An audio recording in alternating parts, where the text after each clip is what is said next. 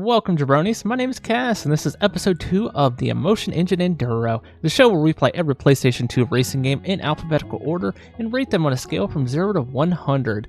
Second up is 187 Ride or Die. We of course played the PlayStation 2 version on PlayStation 2 hardware, so that's what we'll be basing our review off of today.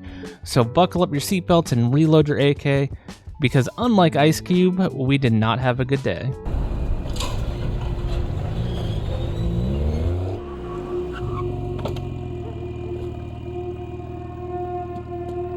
I do want to give a slight content warning for the end of the review. There are some sensitive topics we will be talking about in this game, so just be warned, that's going to be in the last few minutes of the video. 187 Ride or Die is a car combat game developed and published by Ubisoft.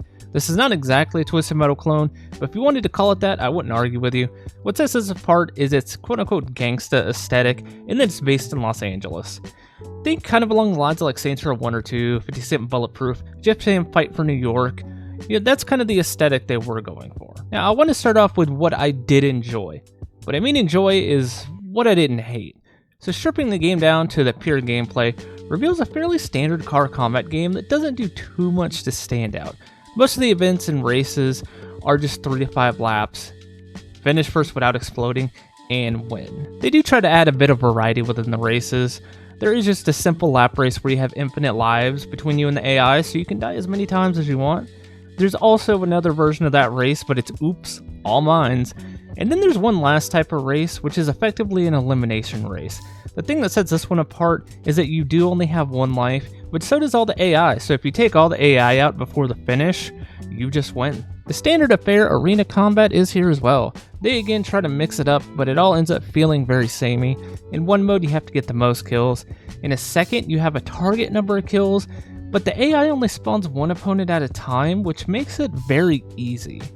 Then you have a third mode, which you spawn on the third floor of a parking garage, beat a set number of opponents, do the same on the second floor, the first floor. Once you get to the ground floor, you do have a boss. However, the boss feels like a normal enemy with maybe 25% more health, so I'm reluctant to even call him that. Now the devs did add one fairly unique mechanic to 187 Ride or Die, and that's the fact that the gunners inside the vehicles can actually be taken out before the vehicle itself. So if you take out an enemy gunner, you'll actually see the AI scramble to a health pack. That's when you want to chase them and shoot them as much as you can, because they can't do any damage to you. Now they can take out your gunner as well, but it seems like you do a lot more damage to the AI, or they're just really bad at targeting you, because honestly, these events tend to be pretty easy. If anyone's familiar with the Twisted Metal games, this is easier than any of those on easy. You will not have a tough time with this at all. I will give the devs credit though, that is a pretty unique idea that I do like. There are a few other event types that take place on one of two sections of highway. One resembles the Pacific Coast Highway, the other one resembles the freeways in downtown LA, and that is set at night. All these events tend to boil down to is a survival. Just get to the end of the highway and you win. That's pretty much all there is to it. I am going to leave these in the positive because they don't pop up very much, so even though they're all the same, you don't do them very often, so they actually provide kind of a nice breakup to the flow of the game. And as for the rest of the positives, well, that's it. And again, by positives, that's the stuff that I just don't think is bad. It is now time for a whole truckload of salt. Now, even with all that attempted variety that the devs put in the game, it all ends up falling very flat because of core game mechanics that are inherently flawed. The physics of the game actually don't feel bad. I was immediately impressed with it. Now, you would think I would put that in the positives. However, that immediate impression after a few minutes soon went away very quickly, because the starter SUV drives exactly the same as a late game supercar. There is no variety, there is no nuance to the handling. Even though it's not bad, be prepared for literally every vehicle to drive exactly the same, except some have a higher top speed than others. The other big core mechanic of a car combat game is the combat. In every class except the pickups, you'll be equipped with a pistol at the start of the race that does almost no damage. You can then pick up other weapons like an AK, Uzi, shotgun, etc. But every gun functions the same exact way. Press R1 to shoot forward, press R2 to shoot back, allow the generous lock-on to do all the skill for you. You don't even have to think about it. Just hold button down, make funny unlicensed cargo boom. In addition to the guns, there are also mines and Molotovs. Press either button to throw these on the ground behind you. Now these may look different, but they actually function exactly the same way. You'll see a very brightly lit circular area on the road that'll hurt you if you get too close to it. Other than some minor visual flair, they function exactly the same. Now in the pickup class, as mentioned earlier, you do get 2 unique weapons. You get an automatic shotgun where you just hold down the button, it goes pop, pop, pop, pop, and there you go. That's all there is to it.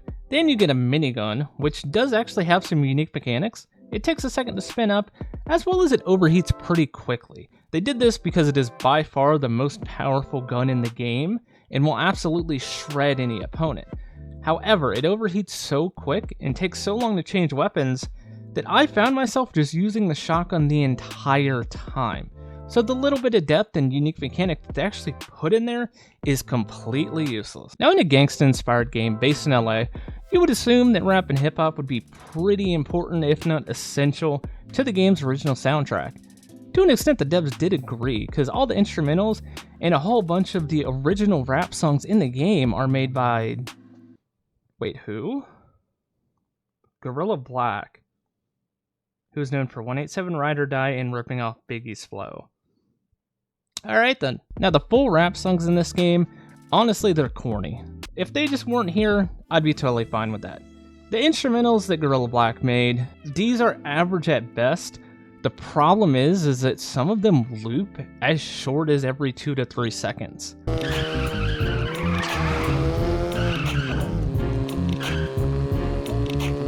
I've legitimately played Flash games that have longer and more complex musical loops than 187 Ride or Die. Now I want to start getting into the really bad stuff of this game.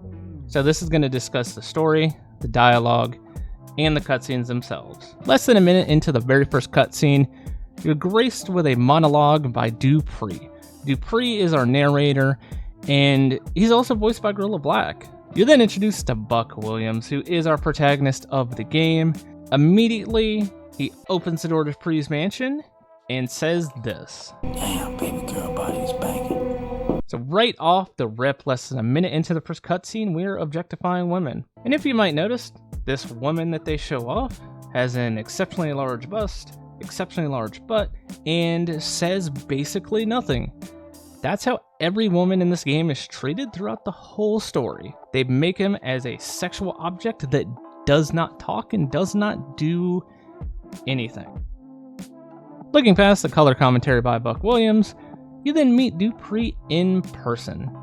He is apparently in a gang war with a man named Cortez, and because he protected you, it's now your job to help Dupree protect his territory and get revenge. And that's frankly the whole story. They never give any more character motivation for Dupree or Cortez. Buck never has any character development aside from his tank top changing and he begins to yell more. And they never mention in the slightest why they're in a gang war or why they shoot at each other from cars.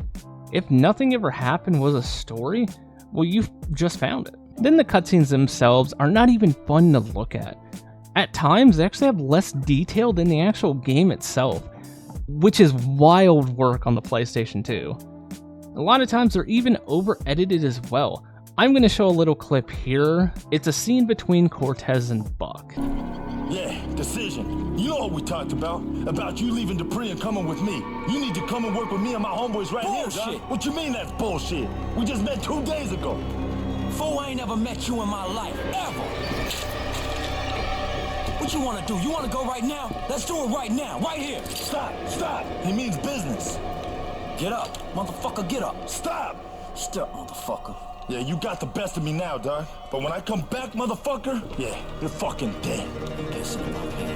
Not only are the animations poor, some animations seem like they're completely skipped over. I'm not sure if it's because they didn't feel like animating it or because they cut the scene down too much. But then the actual cuts themselves happen so fast. There's no air between any of the dialogue at all, and you can tell that neither one of these voice actors were anywhere in the room with each other, and they've never discussed a single thing with each other. It honestly feels like if you take like a 5-10 minute YouTube video and then try to cut it down into 1 to 2 minute TikTok, where it's just constant going, skip, cut, skip, cut, skip, cut. It is jarring to look at. Lastly is the characters and their lines, and by characters I'm kind of meaning specifically Dupree. Now Dupree has by far the most lines in the game.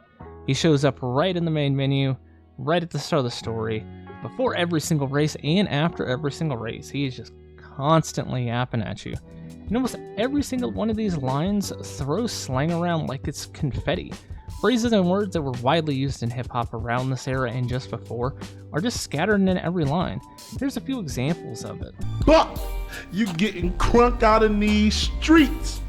Dog, it's time to do your thug thizzle, Buck. You did your G-thizzle, gangsta. That's how G-Rider gangsters get down and dirty with it. Listen, homie, the world is yours. The world is yours. The world is yours. The world is yours. The world is yours. Now, none of these lines feel natural, and you can almost tell that he doesn't want to read it. It honestly begins to make a caricature of what hip-hop was in the 2000s. Me personally, I grew up in a predominantly black neighborhood in Florida during this era and was exposed to hip-hop and hip-hop culture at a pretty young age.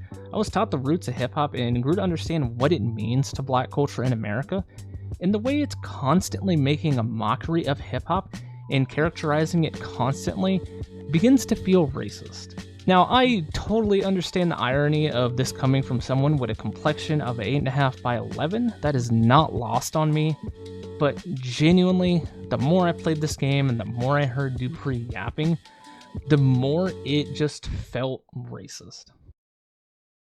Thank you all so much for sticking through this with me. I didn't expect to have to cover some sensitive topics playing every racing game, yet alone this soon into the Emotion Engine Enduro. Next time should be a much more relaxed game. 187 Ride or Die by Ubisoft gets a 36 out of 100. The gameplay itself is mid at best, then it's layered with a lack of depth, a false sense of variety, poor music, and problematic issues that cannot be overlooked. Do not play this game at all.